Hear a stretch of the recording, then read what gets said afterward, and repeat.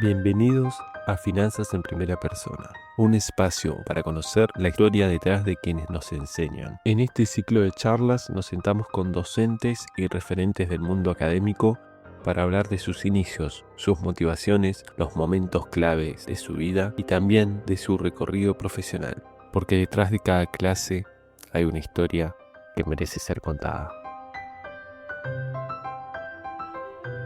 Damos inicio a esto que es Finanzas en Primera Persona, un espacio para conocer el detrás de escena de quienes nos enseñan. Hoy nos acompaña Fernando de Luca. ¿Cómo estás, Fernando? ¿Qué tal, Bruno? Bien.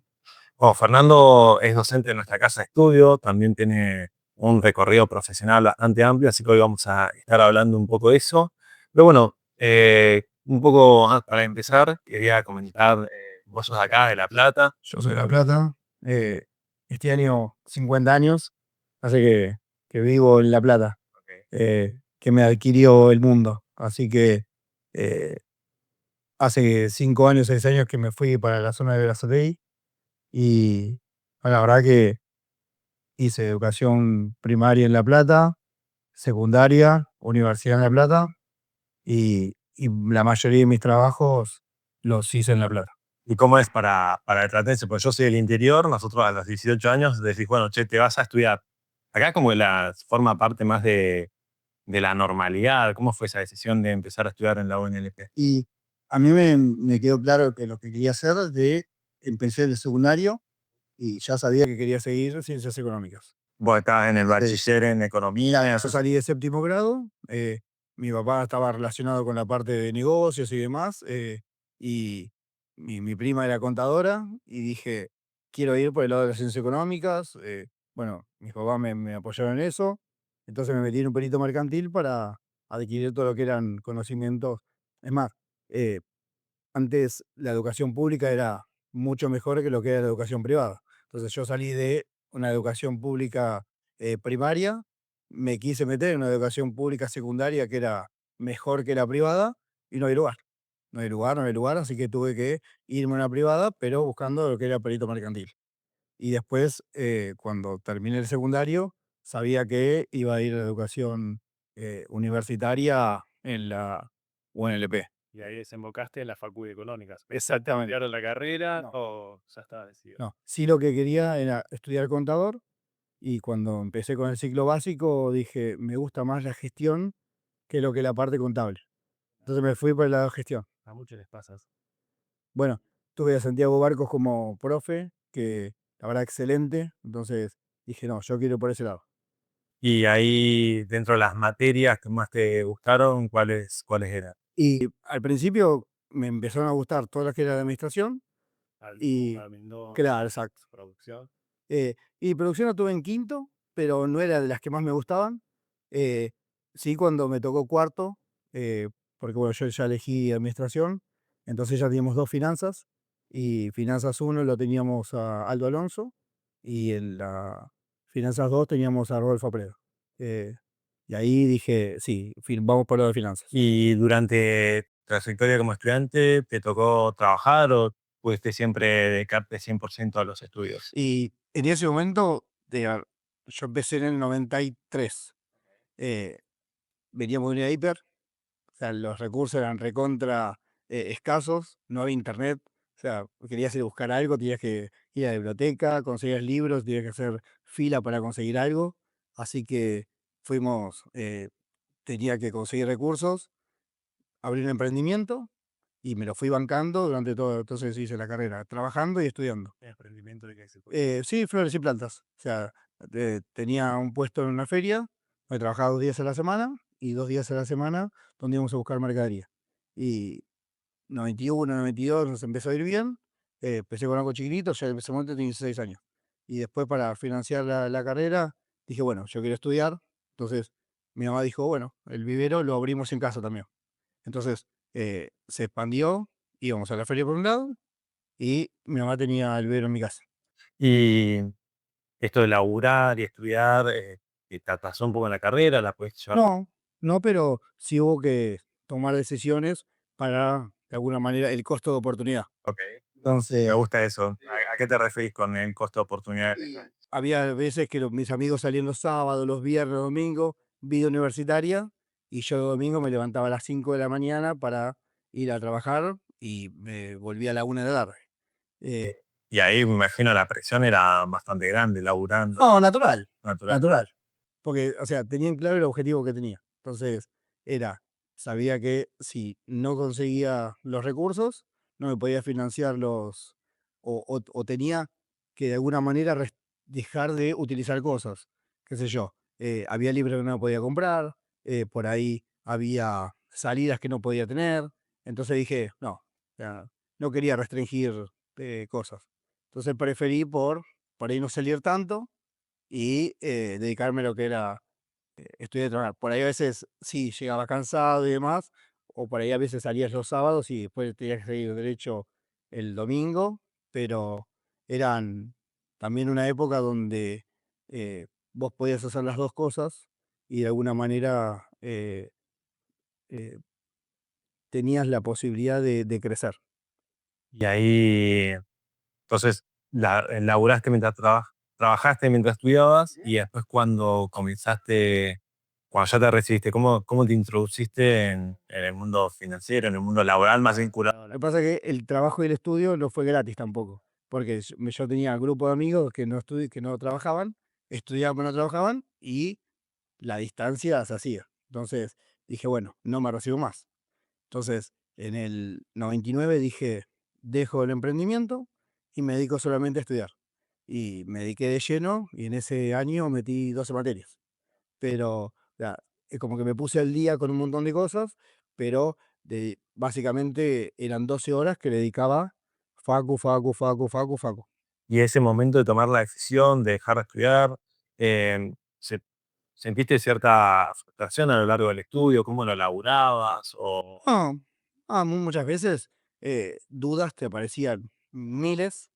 Y aparte, el año 2000 era una situación en el país donde era difícil porque, eh, a ver, no había, o sea, recién estaba desarrollándose un poco Internet, no había tanta información, sí tenías una situación política, económica que estaba enrarecida y cuando terminamos con un grupo de amigos, éramos los mismos que nos veíamos las caras en todas las entrevistas. Porque, o sea, había pocos lugares donde solicitaban licenciados en administración. eh, en ese momento nos recibíamos 30, 40 por año. Y muchas más había recibidas de contadores. Entonces nos conocíamos todos y por ahí íbamos a Telefónica, a Telecom, a Procter Gamble. Había pocas empresas que solicitaban el programa de jóvenes profesionales, Quilmes, y las caras eran la misma. Entonces, cuando veías que no quedaba, no quedaba, no quedabas, te empezabas a dudar un poco, decís, che, ¿hice bien lo que estoy haciendo? ¿Y cómo lo laburabas eso? Y actitud. O sea, es decir, la próxima hay que corregir esto, la próxima hay que corregir esto, eh, esto me parece que lo hice bien, esto no lo cambiaría. Hay veces que las cosas no se dan, y bueno, y hasta que conseguís el primer empleo. Y vi que estuviste trabajando en Credil, fue uno de tus primeros empleos. ¿Cómo? El segundo. El segundo, el primero, ¿cuál fue? El primero fue una cooperativa de diarios en el sector comercial y que bueno, en ese momento la parte del mercado de diarios y revistas era un mercado que era atractivo porque dejaba buenos márgenes, dejaba buenas ganancias y al ser una cooperativa yo no sabía cómo se manejaba una cooperativa en la toma de decisiones. Era muy político porque estaba armado y manejado por el sindicato de vendedores de diarios. A veces hacían huelga o se peleaban con las editoriales por el tema porcentaje de ganancias. Y ahí estás en un rol comercial. ¿Cuáles Comercial. tus tareas específicas? Distribución de asignación de diarios y revistas a cada puesto de diarios, porque el negocio de los diarios y revistas es un negocio que las editoriales le dan los productos a los vendedores y lo que no se vende se lo devuelven. Entonces los vendedores dicen, bueno, si total no lo tengo que devolver, dame 1000. Y pero vos vendés 10 y no importa, dame 1000. Y la editorial dice, sí, pero la plata es mía. Entonces, eh, tenías que estar en un equilibrio entre darle una determinada cantidad que no se quedan sin diarios, pero a su vez cuidarle también el bolsillo a la editorial. Entonces, Y esa experiencia profesional, ¿qué fue la cualidad que más desarrollaste y crees que después te sirvió para el resto de... y manejo de la gente, el manejo de grupo de gente. Porque si bien había tenido un emprendimiento, era familiar. Entonces, no era lo mismo de trabajar con personas que no conocías, que tenías intereses de distintos motivos sociales, políticos, eh, en temas políticos en la toma de decisiones, ¿no? Eh, Después las editoriales también jugaban políticamente dentro de la toma de decisiones de las cooperativas había distintos partidos políticos también. Es más, muchas veces decíamos que una cooperativa es un país en chiquito. Entonces, de repente, vos decías, bueno, yo estaba como subgerente en un momento, después de 3, 4 años, y no quería jugar políticamente, pero tenías que jugar políticamente, porque o sea, la toma de decisiones, mis jefes eran la comisión directiva, y la comisión directiva, al ser elegido por los vendedores, decía, bueno, hoy están estos, mañana están estos, y eran Boca y Hay que River. aprender a moverte en ese ambiente. ¿Encontrás ahí una analogía, por ejemplo, a veces con el ambiente en el que te tenés que mover, ya pasando al lado académico, por ejemplo, como profesor, formando parte de una No, carrera? no, no, no. No, porque el ámbito académico, al menos desde que estoy dentro de la cátedra de finanzas, somos más un equipo de trabajo.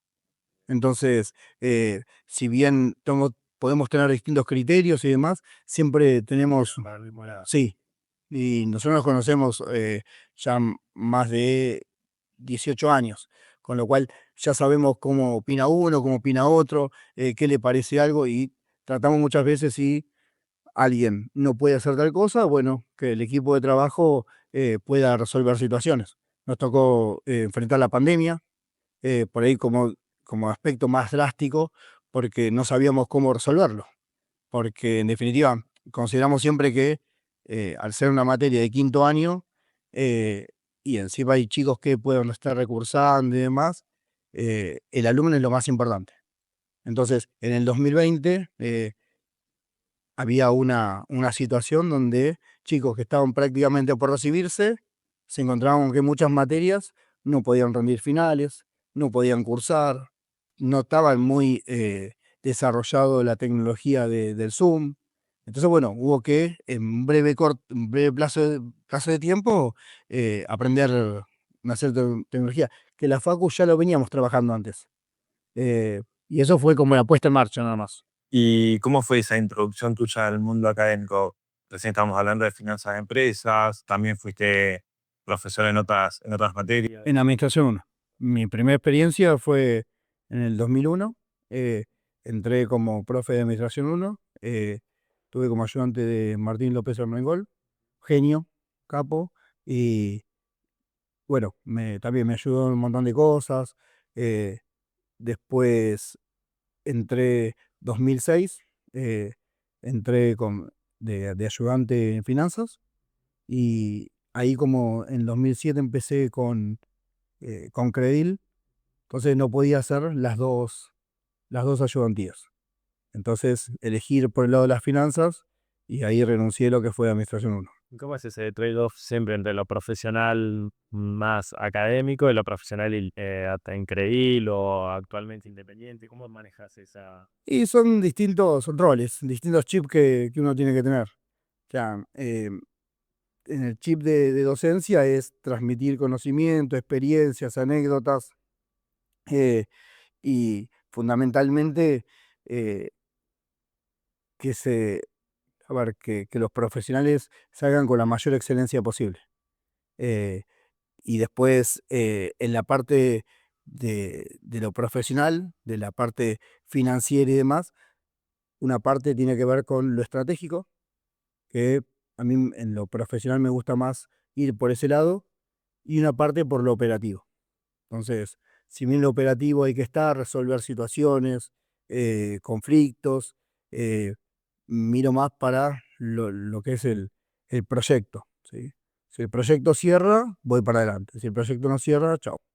Tuviste la oportunidad de dar clases de teoría, pero como siempre te orientaste más que nada a la parte práctica. ¿Por qué esa decisión? Porque la parte práctica me gusta más la acción. Entonces, la parte teórica, la parte de investigación, como que si bien la considero importante, no me considero con el perfil para dedicarme a eso.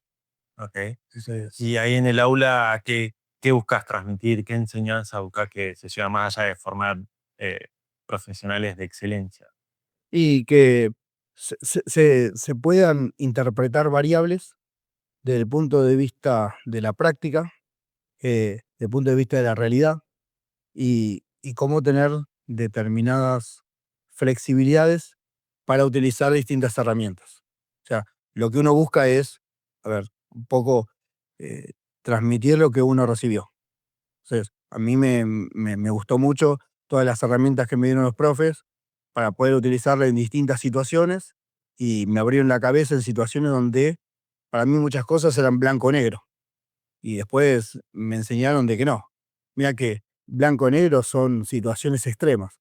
Lo que vos te vas a encontrar más son situaciones grises. Entonces, tener un conjunto de herramientas para ir, eh, a ver, con las herramientas que tenés, cómo las podés moldear para resolver situaciones diarias y que de alguna manera te puedan servir en el contexto argentino, que es, si algo caracteriza al país es inestabilidad constante. Entonces, eso lo tenés que resolver. Y en ese contexto de inestabilidad constante, bueno, vos estás abocado actualmente al mundo profesional, financiero e independiente. ¿Cómo te afecta esa inestabilidad? Y se me cayó el pelo, se me cayó el pelo, empecé a, nada, tratar de manejar el estrés, eh, que a veces el estrés crees que lo manejas, y como pasa en las variables financieras y económicas, cuando crees que tenés algo controlado, el mercado te dice, mira que no tenés nada controlado. Entonces, si hay algo que aprendí es decir, bueno, lo que es durante el mercado que está abierto. Pero mira que después que el mercado se cierra, el mundo continúa, y ojo con los hilos negros. Entonces, esas son situaciones que te vas a dormir y cuando te despertás y, che, pero ¿qué pasó acá? Y vos invertís desde 2009 casi. Sí, de 2008, 2009, sí. ¿Y cuál podrías considerar tu mejor inversión financiera? Y la mejor inversión financiera fue por ahí en el 2016 eh, y 2023. Desde septiembre, agosto del 2023 hasta enero, febrero del 2024. ¿En qué tipo de activos sea? Bueno, en el 2016, básicamente activos atados a lo bancario. Que eso lo aprendí mucho de mi papá, que me decía, mira que los bancos nunca pierden. O sea, cuando vos crees que le va mal, los bancos nunca pierden, nunca se van a fundir, y como sistema bancario, ¿no? Y, y cuando vos crees que los bancos le está yendo muy bien, fíjate que el sector de la construcción tampoco pierde. Entonces, son dos sectores que siempre está bueno estar posicionado. Ok. Ahora estamos en junio de 2025, un contexto bastante particular. ¿Cómo es el sector de la construcción hoy, el sector bancario hoy? Y el sector bancario me parece que tiene mucho para crecer, porque el sector de créditos en Argentina está por el piso. eh, Se tienen que acomodar determinadas situaciones, porque tiene que haber credibilidad, tiene que haber confianza. eh, el 89, el 2001 no fueron gratis para el sistema bancario, básicamente por la ley de intangibilidad de depósito o el plan Bonex en el 89. El, el perjudicar a los ahorristas nunca es bueno. A veces es preferible perder un peso eh, en un sistema financiero y no perder la confianza. Vos perdiste la confianza y decís, bueno, le ganaste el peso, pero perdiste el cliente, y como en cualquier negocio después no lo recuperas más. Y después el sector de construcción está atado a créditos hipotecarios, está atado a tecnología, está atado a que l- la gente tenga ingresos que puedan llegar eh, a solventar, a financiar el crecimiento de la construcción. Y hoy hay un déficit habitacional que ronda creo que el 30 o 40%. Con lo cual el sector de construcción me parece que, pues, no al corto plazo, pero mediano plazo, igual que el sector de energía, son sectores que creo que tienen que motorizar el crecimiento de la economía argentina. Recién te preguntaba un poco cuál fue tu mejor inversión, me mencionabas algunos ejemplos, y si tuvieras que definir cuál fue la peor y qué aprendizaje te llevaste, ¿cuál sería? Y la peor es como lo que le pasó al gato, ¿sí? La confianza, ¿sí? O sea, cuando vos te pasás de confianza, cuando te crece Messi y te das cuenta de que por algo Messi y por algo uno es, de alguna manera, uno más dentro del mercado. Entonces el mercado te lleva puesto. Entonces, Messi sería Warren Buffett, por ejemplo. sí, totalmente. Sí. ¿Vos tenés algún ídolo, por así decir, Y alguna Warren Buffett. referencia? Sí, Ok. sí. Y diste en la tecla Warren Buffett. Después hay otro chico, Iván Sheckman, me parece, que es un analista técnico argentino que anda muy bien. Y después, bueno, hay otros que manejan muy bien todo lo que es la parte de, de apalancamientos y demás, pero que por ahí no son tan conocidos. Y tema libros o canales, podcasts que vos sigas, que te interese, cómo aprendés vos sobre finanzas actualmente y te mantenés. Y básicamente Twitter, comunidades, comunidades que tengo por ahí que participo y demás. Y sí lo que es fundamental, el cambio de visiones, de criterios, porque uno, y medir el sentimiento contrario. Cuando el mercado decís, bueno, están todos eufóricos y che, bueno, que el último peso lo vale otro. Me voy. Y cuando de repente están todos deprimidos, cuando están todos tristes y están todos maldiciendo algo, sí me parece que es momento para entrar, Para tomar una posición. para tomar una posición. Y a veces pasa que hay muchos chicos que se acercan al club y quieren dar sus primeros pasos en el mundo financiero. ¿Qué recomendación le darías?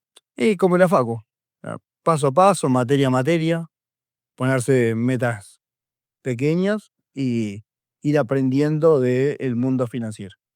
Hoy hay muchos instrumentos, algunos más riesgosos que otros, eh, y a veces que depende de no tanto del instrumento, sino del mercado, ¿sí? Me tocó vivir lo que fue el 2008. Yo entré prácticamente con el derrumbe de la Lehman Brothers. Entonces, poquito tiempo antes, ¿sí? Pero de alguna manera yo empecé básicamente en marzo del 2008 con la crisis del campo en Argentina. Y bueno, cuando yo creía que los activos estaban bajando y demás, pasó lo de Lehman Brothers, que se destruyó el mercado a nivel internacional. Eh, y ese fue el momento de compra.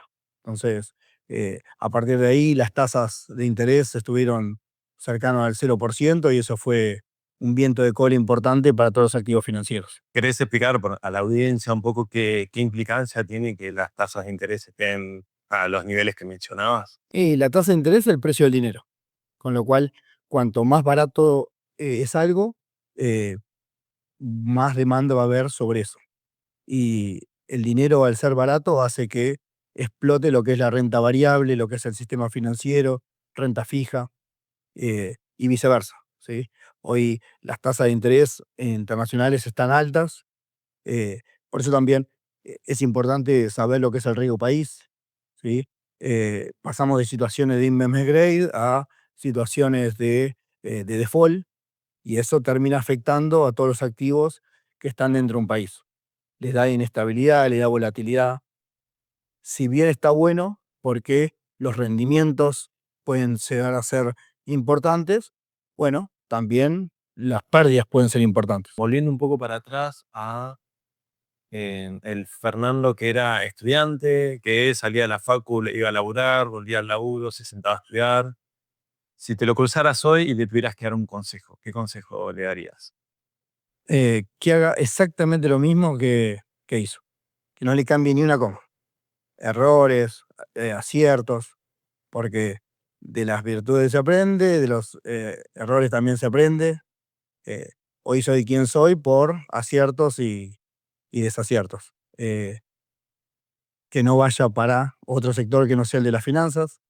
Creo que mi perfil va, o sea, estoy contento con eso, más allá de que a veces no puedo dormir, más allá de que a veces mi señora me dicen, ¿qué te pasa? Y Es más, muchas veces cuando recién estábamos casados me veía que yo estaba con el celular a las 4 de la mañana. Dice, ¿qué le pasa a este?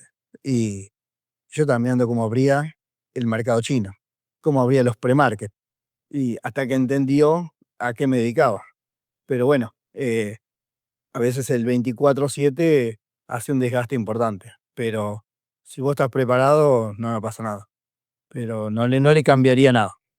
¿Y un libro que recomiendes a los chicos? Muchas veces me preguntan, che, me interesaría saber sobre un libro sobre finanzas. ¿Qué libro les recomiendas? Y varios.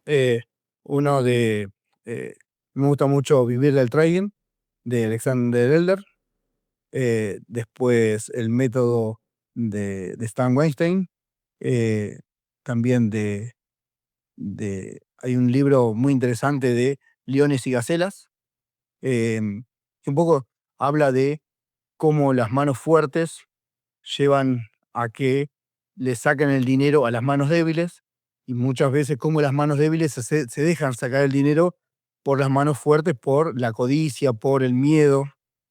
eh, y después Trading en la Zona, de Mark Douglas. Y uno que no sea, por ejemplo, de finanzas que te haya conmovido. El Príncipe, de Maquiavelo. Sí, sí. El fin justifica los medios. Es una gran. Y bueno, el libro es muy interesante. Después, ¿qué otro libro? El Principito. El Principito está bueno leerlo varias veces. Tenés una hija. Tengo una hija. ¿Le leíste El Principito? Sí, se lo leí. Al menos se lo intenté leer cuando era más chiquita. Y llegamos a ver que ahora está desarrollando un poquito más la lectura y demás.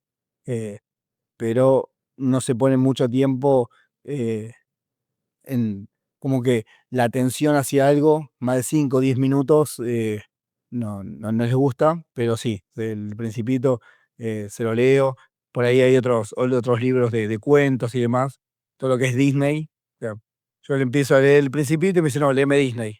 Entonces, pero sí, la lectura es algo que tiene que desarrollarse, tiene que fomentarse también. Perfecto. Bueno, Fernando, te agradecemos de parte del Club de Finanzas por sumarte a este espacio. Y como última pregunta, si tuvieras que recomendar a alguien para que forme parte de este ciclo de entrevistas posteriormente, ¿quién sería? Y yo conocí a una persona que me ayudó mucho entre 2006 en adelante, que es el jefe de trabajos prácticos de finanzas, Fabián Pierrone. Es un capo. Yo lo conocí cuando concursé, él estaba dentro del jurado. Justo el tema que toqué, yo no sabía, pero él era especialista en ese tema, ¿Qué tema fue? fideicomisos.